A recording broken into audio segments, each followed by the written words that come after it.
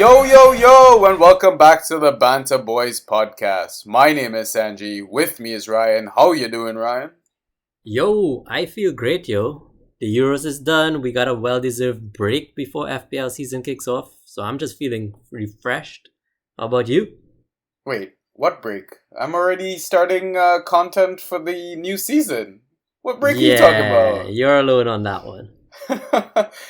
Well, to be honest, I'm kind of forced into it because like the lockdown is still going on and I've got more time to myself, so I can't help but just want to know what's going on for the upcoming season, new moves. Like preseason has started, right? I believe Arsenal and West Ham play today. We're recording as of Tuesday around 5:30 p.m. Atlantic Standard Time. So if anyone's in the Caribbean, good afternoon. So I mean our boy Big Man Bakar, he has his FPL Wire pod. So I think his co-hosts, both LR and Zofar, had a guest where they covered promoted teams, whatnot. So I got a little bit of homework already done on the three teams that are coming up, like the way they play, assets to look out for. And I know they kind of talked about it from like an FPL perspective, but the guest that they had on, I really should have the guest Twitter name, but just go check out the FPL Wire, guys. You'll know what I'm talking about. There's like a promoted teams episode like catered towards that. Definitely recommend go listen to it. But it gave me an idea of how the players, we might overlook for like fan tracks, right? Right, okay. Where you're looking for those players who create a lot of chances, like your future Harrisons from Leeds or your future Rafinhas, right? The people that will go under the radar that, we love to pick up gems for sure for next season. I can't help but just love to learn about, football and just research about the game and stuff. I mean, it's not as intense. It's good that we haven't started playing the fantasy game. Like, we get that sort of mental break where we don't have to stress about deadlines and waiver wire windows for like a month. So in that way, yes, it's fantastic. Yeah, yo. Anyways, before we get started, I want to insert the social media plugins as usual, so you can, contact us, support us, or harass us. Please don't harass us, but kind of do. Insert Ross's voice right here. Yeah, for sure. So you can message us on Twitter and Instagram. Our handles at BantaB. On Discord in the Draft PL channel, BantaBoys #6585. On Reddit, /Banta_boys. You can listen to us on Spotify, Apple Podcasts, Google Podcasts, SoundCloud, and YouTube, all under the name of Banta Boys. All right, now that you've gone and followed and liked everything that we've done, just a quick plan of what this episode's gonna be about. So it's basically the wrap up for the Euros, right? We kind of just closing things off. So we'll have two halves. First half, just kind of chat shit about, FanTeam and the budget game. Actually, we'll cover in the first part. Because the second half, what we're going to do is talk about our Euro draft, but kind of also use that to move into draft topics and conversations for the preseason stuff. Because earlier today, I actually sat down and planned the episodes that we're gonna have for preseason. I think we'll have like around 4 episodes. Wow, nice. This weekend, so this weekend I'll sit down with Ross and we'll kind of talk about, what's going on. Because I've got some life changes coming up as well. So, I mean, as much as I want to be generating content, I might be a bit busier than I expected to be a few months ago, I want to say. In terms of how it's looking so far, it's like we'll have a promoted teams episode, I'm thinking. Then like a goalkeepers and defense episode, a midfielders episode, and then a forwards episode. It'll be similar to like I think how we started the podcast last season. Like I want to review and kind of pick a few things that we did that I liked, a few things that we did that I didn't like, and yeah, hopefully we'll be able to generate as much useful content as possible because we'll cover almost all the teams in the Prem, right? Because draft is different to FPL. FPL, you kind of just care about like the top 4 teams, right? Or the top bottom 4 teams you want to target, etc. In Fantrax, you look at every fucking squad possible. Like almost every team has valuable players. Correct. So yeah, that's kind of an idea of what we're going to talk about in like the second half, etc. So yeah, let's kind of get started. Yo, we clinched the series against Australia, man. Yeah, 3 straight. It didn't even take the full 5, right? We're talking about cricket all of a sudden, by the way, just for context, Yeah, in case no one realized that. Yeah, I mean, I'm really happy for Nicholas Puran. His first time being the captain for West Indies side, I think. With a Yep. 3 out of 3 record so far. So it's great for his confidence as well as a player. Because I know the highlight of that, the third match was the universe boss himself, Christopher Henry Gale. But I thought Puran's small knock of, what was it, 20 something? It was low 20s, maybe low 30s, high 20s. I thought it was an important knock for him because he got like the winning runs, right? Yeah, he did. And he seems like a very, he thrives on confidence. He thrives on results. So he seems like a solid vice captain to have. Yeah, for sure. Especially when Polly's out with his little hamstring injury. Well, you know what? I hope that they're able to rotate the squad properly because the entire lineup is not perfect right now. You know, like the likes of Fletcher hasn't been able to settle. And like I listened to some of the post-match interviews, and Phil Simmons himself said how they're still trying to figure out the best batting lineup. Because I mean, we do have a lot of power hitters, but I feel like in terms of rotating the strike and playing sensible cricket, we need a better blend of how we introduce our talent into the batting order, I want to say. Yeah, we need that anchor man, right? Like Kane Williamson is for New Zealand. So high up in the order, yeah. Around that third spot, we don't have that guy. Like, long gone are the days of Shivnarayan Chandapal, man. Exactly. And, I mean, I guess Gale was trying to play that role, and we saw inconsistencies there. But also, I mean, Polly has to come back into the squad, and Evan Lewis, I assume, is going to be one of the openers. So how do you fit in both, right? Fletcher drops out, but who do you drop for Pollard then? Do you shift Gale up as an opener? I would love to. It would be looking at vintage West Indies all over again. So yeah, I do hope they experiment with the remaining games of the series. Yeah, same. Alright, I would love to make this a cricket podcast, but let's switch back to the football. I've finally seen Messi win an international trophy. I never thought I would live to see the day. Yo, and I mean, blood, sweat, and tears, right? Literally. That game was really rough, yo. Yeah, and the funny thing is, I'll admit, this is the one season that I didn't really care too much because, I'll be honest, as an Argentina fan, it's very painful. So, Yep. having seen all those finals lost, all those missed opportunities, and then seeing the squad that we have now, not saying that it's a terrible squad, but if you were to ask an average football fan, I don't think they'd recognize half the names in the team unless you were like into like Champions League fantasy or you follow the other European leagues as much as those original fans do. So it's kind of refreshing that Messi ended up winning something without the team of superstars that Argentina is known to have. Yeah, agreed. And I mean, it was about time, right?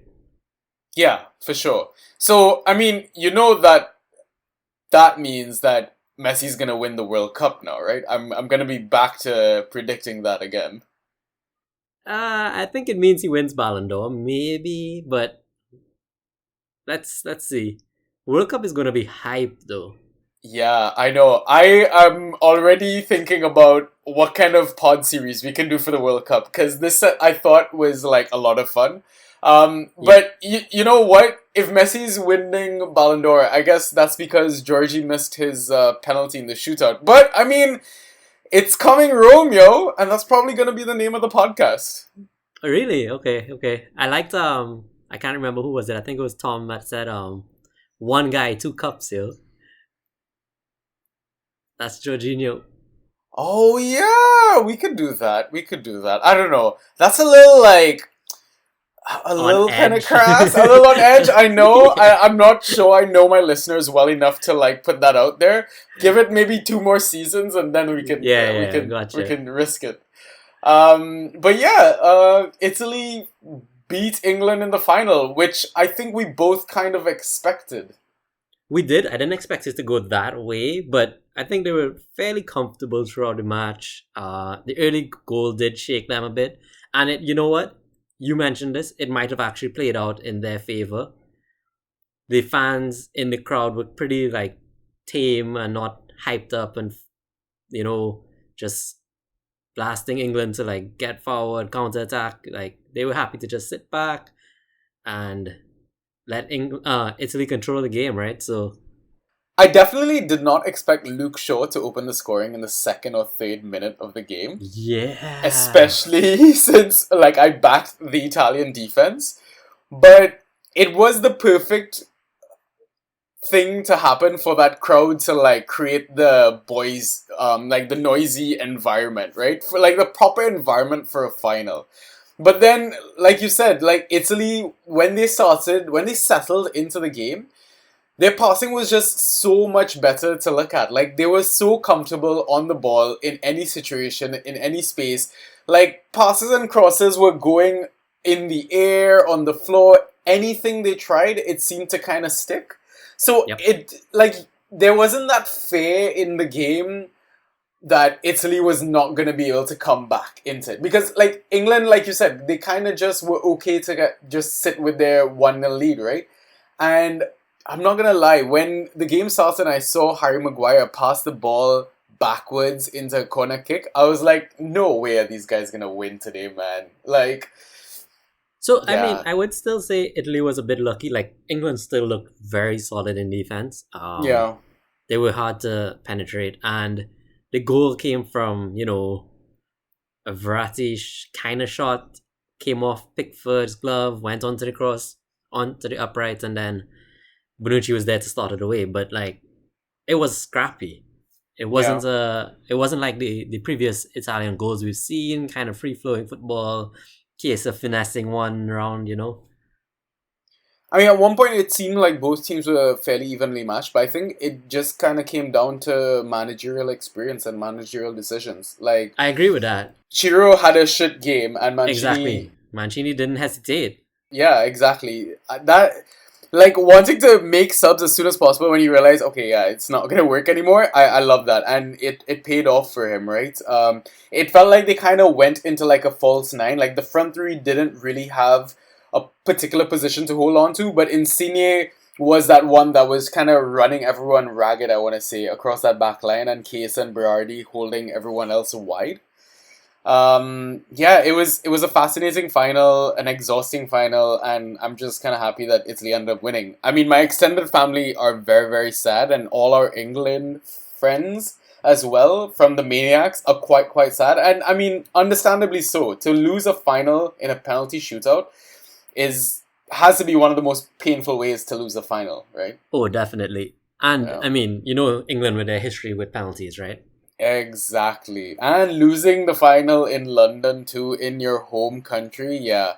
I mean, I was not a fan of how some of the England fans reacted in the way they attacked the three Lions, the three brave young players that took penalties and missed. That was quite disappointing. It was quite disappointing how they thrashed Leicester Square, but I mean, UEFA kind of acted upon it, and I believe the FA are supposed to be charged as well because of how events kind of transpired in that last day. So, don't want to spend too much time talking about those bad things, but at the same time, we still got to highlight the fact of there are still issues, bigger issues than football that are still going on, right? That was still kind of fighting every day. Yeah, that was sad to see. I mean, it was a Yeah. worldwide response in that negative tone. But yeah, you know what? Let's look on. let's focus on the games, the fantasy games now. Oh yeah, I think. yeah. Let's do Yeah. it. All right, so let's start off with FanTeam. What's the final haul looking like? I finished pretty much where I kind of gave a last update. I finished 3,500 on one account and 3,800 on another account. That was enough to give me a €50 profit. So I have about €100 sitting on that FanTeam account now. And I plan to just dump it all back into the Prem season. Let's see how much I could keep churning this out. So you've just got like a what is it? Self-sufficient fantasy machine running basically. Hopefully, yo. This is brilliant. I mean, you could potentially introduce it as like a business, right? Like an investment business sort of thing. Just give me some money and I'll churn out some profits at the end. So to be honest, I think now is the time, right? Like the FanTeam platform is still relatively new. Not that many experienced managers. I mean, some are clearly there. Some with like 50 teams, like they just go overboard. But the elites of the elites in FPL aren't on FanTeam yet, I would say. And it's not that difficult to finish in the money as yet. It will probably be way more difficult 3 years down the line. So I might as well take advantage of it while I can, Agreed, 100%. And even the footy coin thing that you introduced me to, right? Yep. I don't know too much about it, but do you want to just highlight it before we move on? Sure. It's some weird, like, cryptocurrency that I found, a site called footycoin.io, where you play, like, it's basically you play fantasy, you enter free games, and you can win some of their cryptocurrency. I think it's XFC is their symbol, and one XFC is roughly, 100 XFC is about €1. I won about 1,500 XFC throughout the Euro tournament, so I won like €15 there. Wow. All for free, Do they have anything coming up for the EPL season? They have some weird shit on right now. So there's like the Romanian league, they have a game on. MLS, they have a game on. One of the Chinese leagues, they have something up. Yeah. Wow. It's crazy. I'm not that dedicated. Like, I'm not going to look up lineups for the Romanian league. Not yet. To decide what players to pick. Yeah, I guess. Interesting. So, yeah, it's something that definitely we'd recommend listeners to check out, especially for those fantasy maniacs out there. All right, I think now we can probably jump on to the budget, like, official game, right? And kind of catch up as to how our season ended. So, I know you said you were backing the Italian defense, and it was hilarious that the one defender you didn't have was the one who ended up scoring. I know, right? Fuck ownership. So Bonucci was actually probably the reason I finished 1 point ahead of you for the season. Yeah. I mean, I also had Trippier. I remember when the lineups came out, and I was like, yo, Trippier's starting. Only 5% owned. Let's get him. Didn't put him in my starting lineup, though. Oh, yeah. You did tell me that. And I was just like, you know what? I'm in a money league. I need to cover ownership. I'm going to go with Mags and Shaw. Yeah, I had Shaw. It was brilliant getting his goal. But I mean, everyone got that, right? He was the highest owned defender. Some people had him captained, yo. It was just...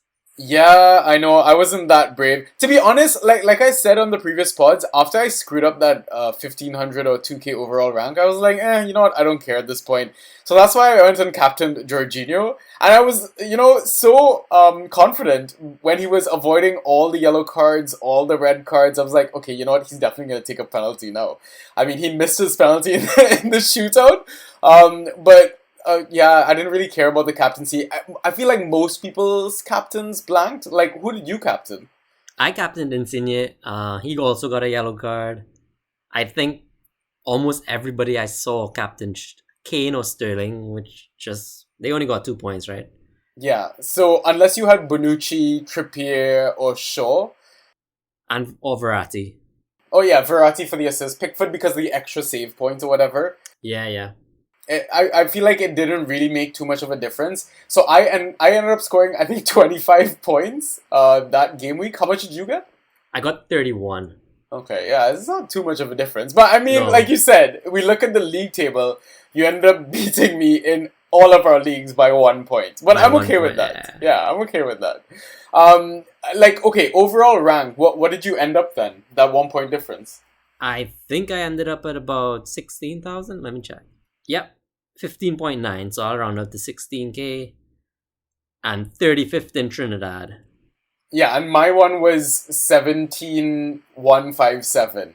So like 1 point gave you like 1,000 places of a shift, right? Wow. But you were saying you made a point when we were talking earlier today about like making a comparison of our final rank to like what FPL, like an extrapolation, right?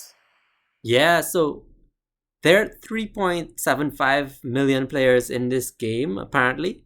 If you double that, that's roughly the population that play FPL, like 8 million or so people.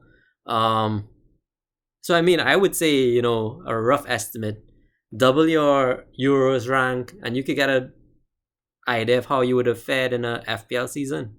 So we both came in like in the top 40K in FPL, roughly, right? It's a solid season. Yeah. So it's definitely like something promising to take into for the new season, right? In both formats, FPL and Fantrax or whatever. Yeah, So one thing I kind of want to look at is like, well, I guess we won't be able to see, right? Because the game is stupid that way that it eliminates all the old players from the game. So oh we yeah, can't even like go back and look at like, top scoring player in the game, etc. But I mean, I think our draft version allows us to do that. correct. You So we'll can. probably cover that aspect in the second half of the podcast. So I mean, we can talk about maybe the lessons learned then. I wrote a few things down from like the fantasy game that I kind of want to take into the regular FPL season. And I know we're a Fantrax podcast, but maybe it's something that would help us in the draft game as well. But a few of the things that I wanted to highlight were the betting odds, right? So one of the maniacs that we know, Abdul, his account FPL Salah in the FPL community, he likes to always retweet like I think the scoring odds or the clean sheet odds for the Yep. teams. How much do you think that affects your decision when picking assets? So FPL is more of a long-term game, so I don't let it sway my decisions that much. I guess it will decide, like, you always have one defender on your bench that you debate on whether to bring in or not. And sometimes I look at the odds in that sense. But in terms of picking my core team, or even for the Euros, I didn't look at it at all. I don't know about you. Yeah, I mean, I glanced at it when the points already came through and the pain was like flowing through my body. I was like, oh yeah, okay, now I understand why people use this. But yeah, so I would say the same. Like I didn't really kind of follow it. Like I knew about it, just because it's a group of friends or whatever. Yep. But yeah, maybe it's something that I would glance at just to get an idea, to kind of make sure that I'm not on shit in a sense. Right. Because there might be high odds on a player. I'm not saying at the top of the list, but like top half. There might be a player that you're thinking about that not a lot of people are talking about, but he has decent odds to at least get a return. So Yeah. It kind of confirms sometimes you have like these doubts, right? And it kind of confirms doubts. Like if you think this player is a good pick for this week or a run of 3 weeks or so, and everybody's just not on your bandwagon, but you really are convinced. Like if you see the odds and it just, the stats say so, or the bookies say so, like, yeah, why not? Take a risk. yeah, so I even heard like on another podcast that Abdul featured on. I believe they're called the Key Pass Collective. Joe Williams and them run that one. They were talking about for like streaming options as well. So like of those defenders that you can kind of just pick up as a free agent, maybe your Crystal Palace or your Southampton defenders. If they've got good clean sheet odds, maybe you can use those to kind of figure out who's the best streaming defender for that week, just to get that extra bump in clean sheet points versus your opponent, right? Right, gotcha. So another thing, and again, I'm not big on FPL, so that's why a lot of these lessons are probably things that you guys already know when you play this game, is some hits are kind of allowed, and the reason I bring that one up is England is the team that I should have hit on for the quarterfinal game, the one that killed my rank, and I was, all about, let me not take hits if I don't need to, and I know I can afford to, and it kind of just went as shit as possible. I Yeah, want that to was say, that was a horrible week. It was probably the only bad week we had, right? yeah, yeah. So what are your thoughts about hits and stuff? Because I know you're really big into FPL. So I am a bit more conservative on hits, but in FPL, I definitely think in the first 10 weeks, if your team does not look like what you want it to look like, hit away. You will pay off that hit in the long term. You have almost the full season to get it repaid. Go for it. Like don't sit back and like just hope that your dud player is going to show up or find form at some point, Like I did that last season with Bamford hit the ground running. You got him in game week 2. I was like, you know what? It's Bamford. He throws away all his big chances. I'll wait. Game week 6, he's still doing it. I'll wait. And like I had to get Calvert-Lewin in. I had to get there were players up and about that were also hitting form. Vardy was like on form for the first 2 or 3 game weeks. So I just said, you know what, Bamford is low priority right now, and then he shot up in price so much that I just had to bite the bullet at some point. So yeah, I think hits early on for that kind of bandwagon option that is delivering points is worth it. And it's a perfect segue into my next point where no season is perfect, right? So like you said, even though you had the pain of not owning an asset like Bamford, you still smashed it throughout the entire season, right? There are so many different ways to win all these fantasy games. Correct. There's no cut, set cookie cutter sort of method or whatever, which allows me to talk about the other point that I have written down, which is back yourself, right? Yep. If you have spent a lot of time on this game, and you've got that thing where they say it's a gut feeling where you think this asset's gonna, do well.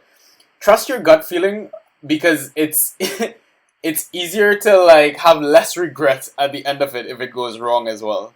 True. A classic one comes to mind. It was game week 38 last season. Everybody was on bringing in Mane, right? Yeah. I think Liverpool had a really easy game on paper, and I was just like, you know who's going to do it? KDB. Pepe, yo. No, Pepe. Oh, Pepe. Yeah. You did call Pepe. And that fucker killed me in my semi-final. Yeah. It was game week. Was it game week 37 or 38? I think it was 38. And he scored his 2 goals before Mane scored his second. And I was just livid. I was just like, why did I not back myself and get Pepe? I followed the crowd. I got Mane in. Luckily, they finished on the same number of points, but Pepe was that much cheaper. I could have actually made another transfer, do something wild. True. And final point is the fantasy bubble that you're a part of. Remember, it's only a small percentage of what the overall game is, right? This community, even though you might have been part of it for a few years, is still, I would consider it young. This is barely scratched the surface. Like Ryo mentioned about even the betting games, the fact that even the big players in the community aren't on this and promoting it heavy and hot yet, tells you that this hasn't caught fire yet. Yeah, that's a great point. And you know what was the most shocking fantasy point of our Euro tournament? It was Maele when he scored his second goal. So he got the clean sheet that game. He got a 12-point haul. And you were like, yeah. Dude, I just checked his ownership. He's still only 3 or 5% owned. And I was just like, what? Literally every group we're in, we're talking about Maele. And everyone was just so psyched to get those 12 points. And really, the global world he wasn't that heavily owned. Yeah. I mean, it's always good as well to follow advice that you get out there. Because I'll, again, credit Big Man Bakar himself. He's one of the main reasons I got such a good rank in the initial stages of the game. Just reading his threads, following his work. I mean, not following every single thing, but, using a combination of that and that gut feeling that we just kind of talked about, right? And I think you'll be able to have a good season versus your opponents. And if you can't trust yourself, can't trust your thoughts, it's why we're out here creating content. We're out here trying to be part of a community and help other people for a game that means very little, but Yep. still means a lot, right? So yeah, like reach out to us if you ever have questions. I know FPL Tractor Boy is one of the guys that harasses. I don't want to say harass, but he says it. But I tell him all the time, just message me. It doesn't matter daytime, nighttime. If there's a doubt or a thought that crosses your head, we won't respond immediately. But like ask somebody. You never know what it could inspire, right? The answer. So. Oh, for sure. For sure. Alright, I think now is the perfect time to take a halftime pint. We're probably going to have a shorter second half, but let's see how it goes. Anyways, we'll be right back.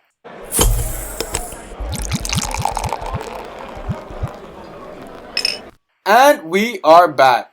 Yeah, sorry about like ending the first half so like suddenly, but I noticed like we're already half an hour into recording and I don't want to spend an entire hour on the last podcast of the season.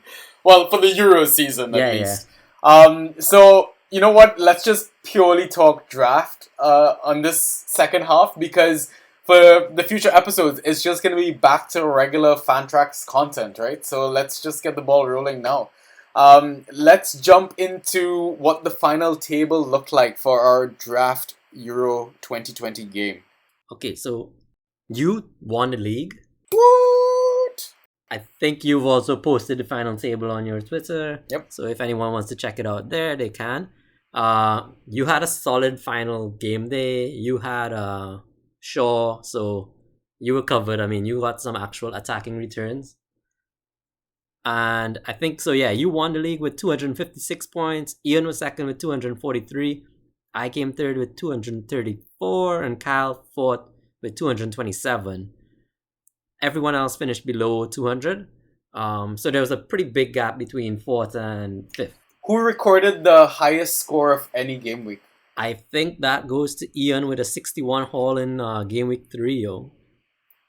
I think he had like Shaqiri and double clean sheet or something like that from the Italian defense. It was something wild, right? Yeah. What was the lowest score ever recorded?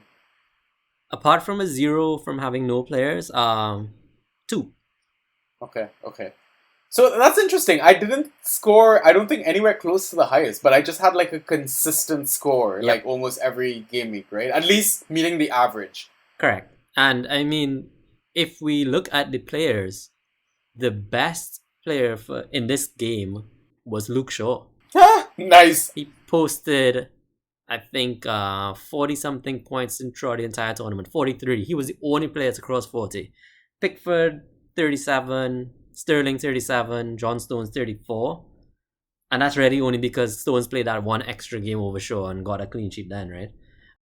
Ronaldo got 31. So, like, you picked up Shaw, I think, on a free, right? Yeah, well, you actually originally drafted him in. I think you had dropped Did him. I? Yeah. Holy shit. I had just had a look actually. So let me pull it up right now. Draft history. I just like control find Shaw, and yeah, you picked him up as your in the 99th pick. Damn. So it was right after I took Berardi actually. Okay. So it was very late into the draft. Wow. Yeah, I just guess I wasn't convinced he was going to start. Yeah. But I mean, it's interesting. Like if you look at like the first page, like they show the top 10 picks. Yeah. I had 4 of them in the end, like in my main starting lineup, because I had Luke Shaw, Pickford, Maele, and Thomas Meunier. Yep. Okay, solid, man.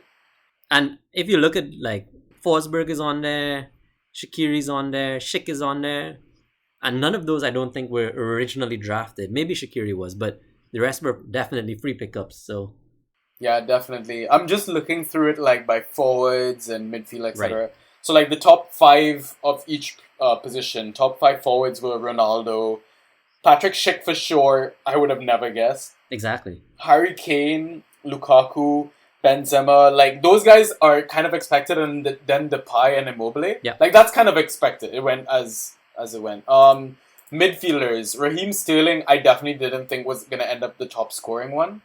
And then you've got Forsberg, Shaqiri. Yarmolenko is no surprise, I think. Same with Wijnaldum. I thought maybe Wijnaldum would be higher. Me too. I guess they crashed out that early, right? Yeah, had they stayed a bit longer, for sure, he could have ended up top scoring midfielder. And then Insigne around there. We look at the defenders. So yeah, Luke Shaw, John Stones, Maele, Munir, Walker. Basically like the English and Italian defenders, right? Unless you were a defender with an attacking return. Like, Alba got one, Laporte got one, Christensen with his screamer.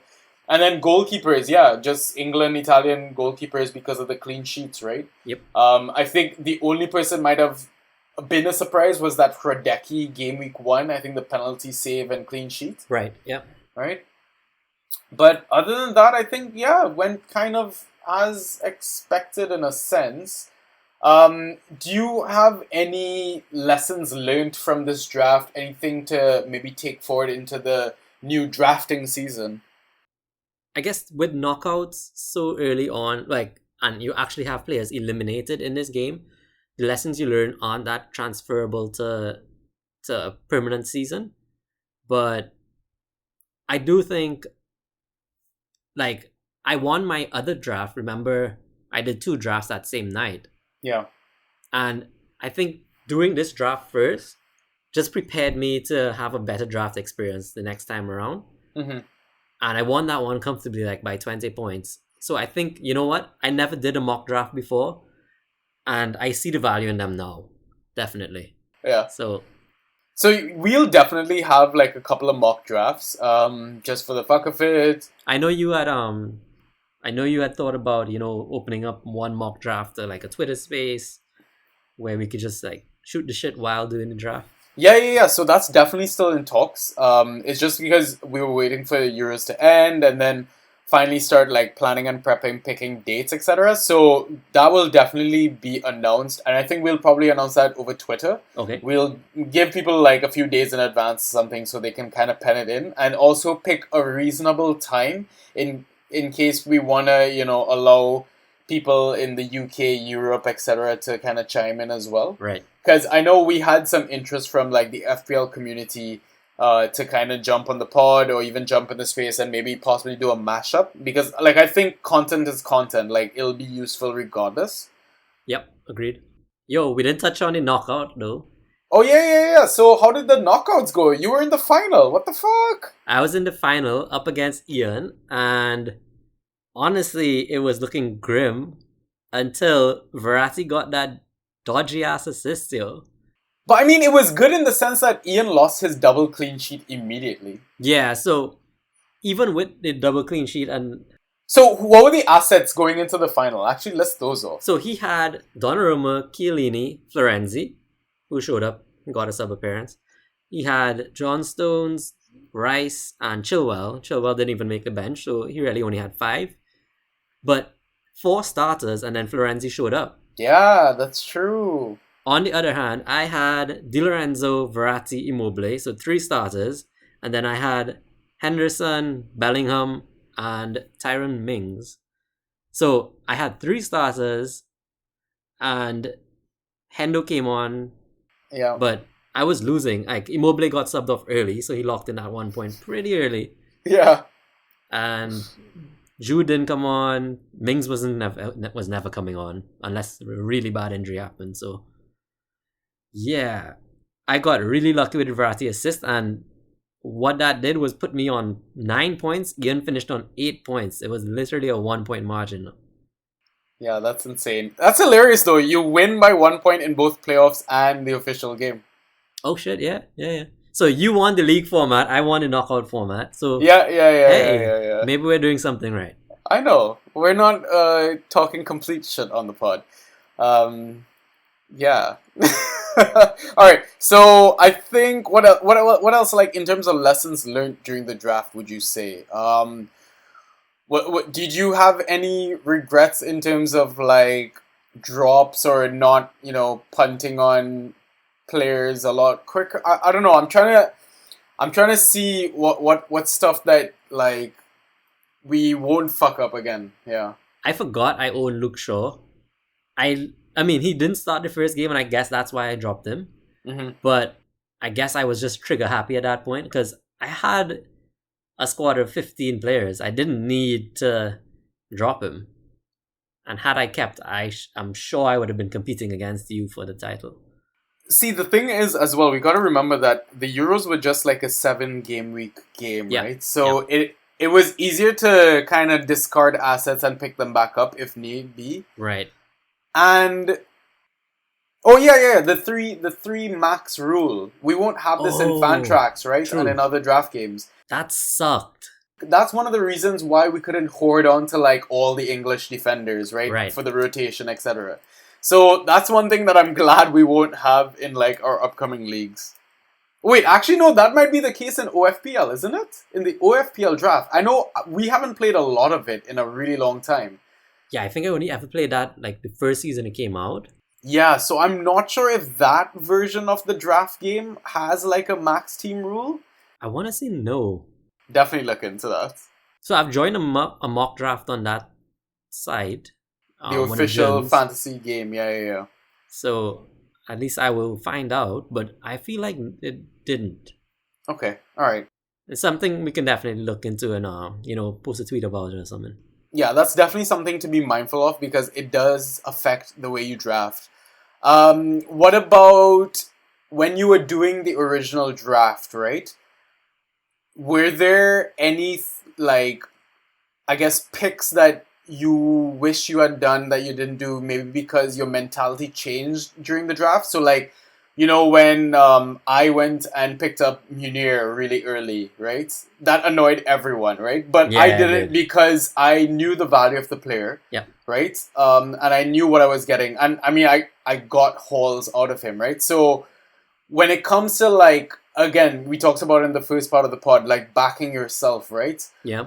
When do you think is too early to move for an asset, etc.? Like, how do you make that judgment call, you think? And I think you also did it from a strategic standpoint, right? Because you saw me go for a kind of off-key pick with Malinowski.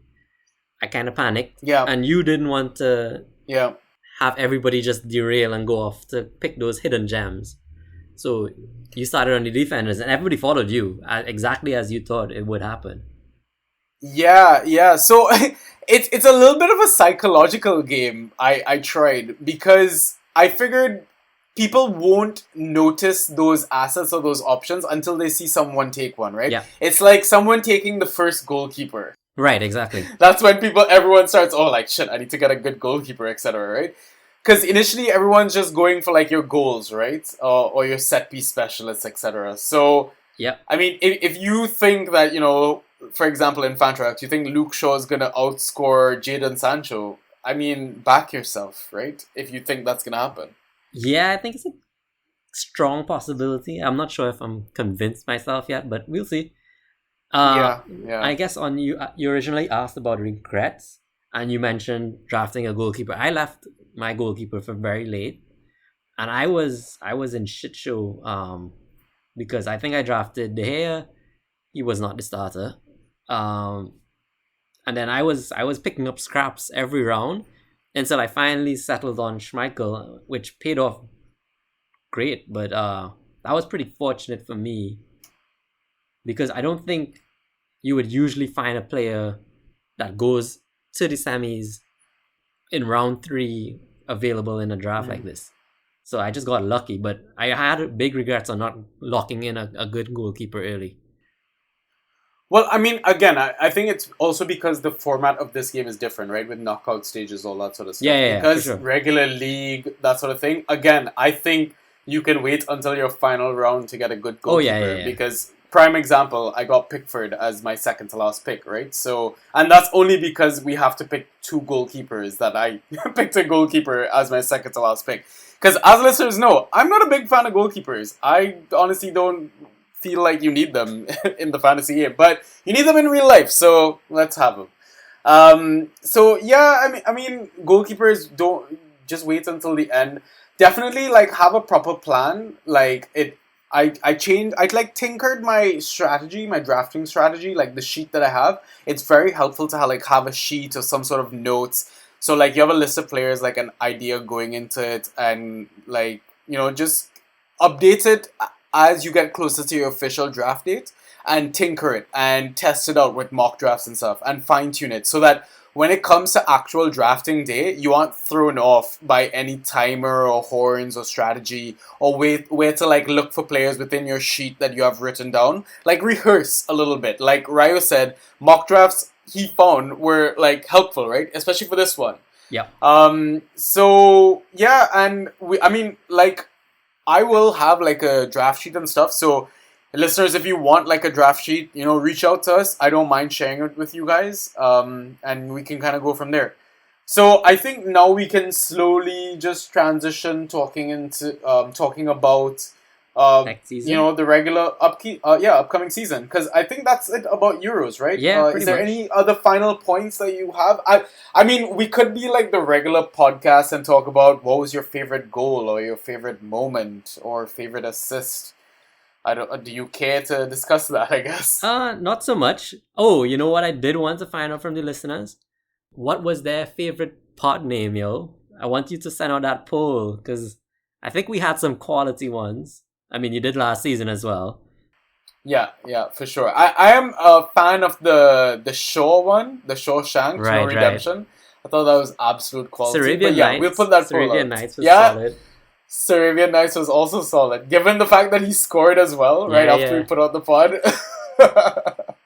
Were there any assets that, like, from the Euros that you're looking forward into for next season? Like, how they perform? I guess I'm looking forward to see what Sancho brings to United. He didn't actually get a chance to showcase his skills in the Euros. In the one game that he played, you did highlight the fact that he got, 3 to 4 successful dribbles I or think something like that? he attempted 6 and completed 4, yeah. So Okay. So, I mean, he definitely is one of those ghost point players that you kind of want to aim for, right? correct. But, I mean, based on my history of drafting, I've had terrible luck with new players. So I think as a rule for next season, I'm just going to stick to true and tested players that get a lot of minutes. Like, minutes played is definitely going to have a serious factor in which assets I draft. So yeah, I agree. Tried and tested is always the better approach. But now that Kai Havertz has had a season under his belt, I mean, he ended the season so well. And now he had a decent Euros. Like, he was probably one of the only bright shining stars for Germany. Like, would you draft him early? Like, he's one of those ones that I can't even decide. Yeah, I feel like people are going to be a little weird on him. The thing is also, I don't know if he's going to get as many minutes as we think he could get, right? Because I looked at and this is something, there's a few things that I have written down that I want to highlight. And I mean, we'll get into more detail in the future episodes. But one of the topics I wanted to consider is, when you're drafting, you get access on Fantrax, you get access to previous seasons, and you got to break down the seasons into like game weeks and like calendar dates, etc. Remember to look at the Chelsea data for when Tuchel comes in, right? You can't look at it all together because it's a combination of the Lampard era and the Tuchel era, right? Yeah, so I true. think Tuchel came in around January 26th. I think I remember that because John Terry's number. But if you look at the data, I believe Kai is on the lower end with respect to the number of minutes played, right? Okay. And, a player like Rudiger is like on the higher end. I'm not saying I'm going to draft Rudiger before I draft Kai Havertz, right? But that kind of does affect my thinking about where I'm going to draft Kai Havertz, right? Maybe if I can wait until he gets to like the 4th or 5th round, I might pick up around then. Yeah. Right? I don't think he's not going to go in like the first 2 rounds for sure. Not. Because in Chelsea, like, if I'm the players that I'm going to pick before him, Mason Mount, Timo Werner, maybe Azpilicueta, because of him being the captain and how much Tuchel rates him. But again, how much are you worried about like rotation and age and fatigue, etc., right? So I'm keen on Reece again. Yeah, Reece is another thing. But again, I think I'm also going to have like... I know there are like amazing footballers like Reece James and Chilwell and Cancelo and all these amazing players, right? But I'm really worried about rotation, right? Like, it's very easy to draft an amazing team of players that might not play every game week. Yep. Agreed. Right? And you need to have that sort of fine balance, right? You don't want to spend like your first 3 picks, I want to say, on like Riyad Mahrez, Reece James, and let's say Anthony Martial. Because you don't know for sure that these guys are going to start every game, that they're going to complete 90 minutes every game. And that's kind of what I want to get, right? Like, that's why I love players like James Ward-Prowse. Like, fine, he's not like a forward that scores a lot of goals, but he's on all the set pieces. And he plays 90 minutes. He has the captain's armband. And to him, a free kick is a penalty, so... Yeah, exactly. And we know in fantasy, sometimes every minute matters. Like, a player can get 5 points easily in a minute. Yeah. So, like, the upcoming episodes that we have planned out, so I think today is, what, July the 13th, I want to say? Yes, it is. So we're like a month away from the start of the season, and Brentford versus Arsenal kicks off on Friday the 13th. So I'm thinking, I don't know if I mentioned earlier, but yeah, so we're going to have like the promoted teams pod, goalkeeper and defense pod, the midfield pod, and the forwards pod. And we'll try to cover as many of the teams, as many of the assets that we think are worth covering. I'm not going to cover every single asset. Like, I'm not going to talk about Amad Diallo of Manchester United. If you want that information, go bug a Manchester United fan. Don't come ask us. We don't like them. Like, Gotcha. I mean, we still like talking about their assets. They have great players. Like, Bruno Fernandes is still definitely a top 5 pick, right? For sure. So, I feel like I've rambled way more than I should have on this pod. Yeah, agreed. I think, we could wrap up. I just want to say it was a solid tournament. Really enjoyed potting with you, man. Same. I'll return for the regular season, maybe just a few guest appearances here or there. Well, I was going to ask you if you maybe wanted to come on to any of the preseason pods as well, right? Yeah. Preseason I'm down for. Yeah, so I don't know if Ross is going to be available for all the pods, so I might need help recording a few things here and there. Okay. But before we kind of wrap things off, I want to maybe ask, and it might be a bit too early, but who do you think are the top 3 players that you would aim for in each of the 4 positions that I mentioned just now? So 3 from each? Yeah, so the top 3 goalkeepers that you would kind of want to aim for. Next season, right? Yeah.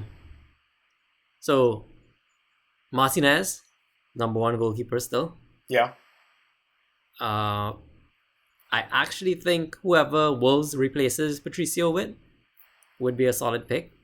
Yeah. I believe it's rumored currently to be Jose Sa, but let's see. Yeah.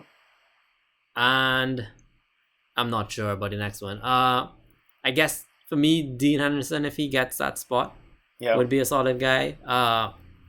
Because United still give up saves, unlike City. City don't. Yeah. Okay, let's see. Defenders. So I'll give my 3 goalies as well. Yeah, so the 3 that luckily you didn't mention any of them. One is Mendy or Mondi, the Chelsea goalkeeper, right, for the clean sheets. Meslier, the Leeds goalkeeper, right? Because in Fantrax we deal with a lot of save points, right? Save points are fucking gold in Fantrax. Yeah. And the other one I want to suggest is Bachmann from Watford. We kind of saw a bit of him in the Euros for Austria, right? And based on some of the preseason content that I've been listening to, it seems like Bachmann could potentially be the next Emmy. Yeah, he had a solid tournament. I mean, Austria on a whole did, but yeah, I get that. Yes, so those are 3 shouts that I'm going to give for goalkeeper. So let's look at the defense now. So, I mean, Trent still is my number 1. He finished the season so strongly. Unfortunately, but that injury kept him out of the Euros. And then Shaw obviously is up there with all his key passes that he raked in from the corners and his amazing Euros. So I guess that's number 1 and 2. Number 3, I'm kind of going to go on a stretch and say like Castagna. Ooh, yeah, apparently he's tipped to make it back a lot earlier than expected after he got his fucking eye socket destroyed in the Euros. And I guess outside pick would be like Doherty if Nuno goes with a back 5. Yeah, that's also a great shout right there. Let's see. Man, you've picked all the good ones. I mean, the top two pick themselves. Yeah. Okay, I'll say maybe if he comes back from injury properly because he picked up a knock during the Euros, and apparently the fat waiter, why am I drawing up? Rafa Benitez Yeah. is really tight at the back, etc. Luka Dean, I think, is Okay. always worth a shout, right? He's another key pass machine. His crosses are amazing. I want to say Soufal as well. Towards the end of the season, Soufal was picking up a lot of assists, and he looked great during the Euros, I thought, as well. He really did. Another defender, I guess it's a bit of a punt. I don't know how they're going to look, but Matt Target of Aston Villa. I know during the season he took some set pieces here and there. You don't know what's going to happen with Jack Grealish. He might be now another new outlet of attacking returns that they need. But with Buendia there and creating so many chances, he might end up nicking a goal or two next season. You never know. Yeah, no, that's a solid shout. I actually thought back to the previous season and I thought, Target is one of them. And then you said his name. I was just like, yeah, for sure. I mean, outside shouts would be like, Aaron Cresswell because he has like set pieces. Michael Keane is like an aerial machines, interceptions machine. But one thing I need to be mindful of is I don't like how some of the teams that are new to Europe perform the next season. They end up shitting the bed, in my opinion. Right. So, like, even though you might have assets that start off great, like West Ham and Leicester, etc., because I don't think they have qualifying stages. Now they're, like, in the tournament automatically. I think it's different now, right? So they might start the season like fucking fire. If you own them, maybe you can trade them high because throughout the season, I think, like, I'd expect some kind of dip. Right. Let's look at midfielders quickly. So I'm not going to justify anymore. I find we're kind of dragging this on, but let's go. No problem. Bruno, KDB, Mo Salah. Those are like FPL mids though, not Fantrax mids. Bruno's a solid Fantrax mid, yo. Well, yeah, Bruno's a mid, but Salah's not a mid, so you're going to have to give me another one. Oh, true. Salah is not a mid. Okay. KDB is still up there for me. I think if he had a full season, he would have smashed it. Let's see. Buendia, yo. Yes, there you go. Yeah. I mean, we know about Grealish. We know about Mount already. Yeah. But yeah, I think Buendia is going to be as good as Grealish is. So I'm going to give you a few names. Rafinha, for sure. Yep. Thomas Suchek. Interesting. Yeah. He's more of like, he's not going to get you like a bunch of key passes, but he'll do the dirty work for you, Yeah. Mason Mount is up there for me in like the first few rounds.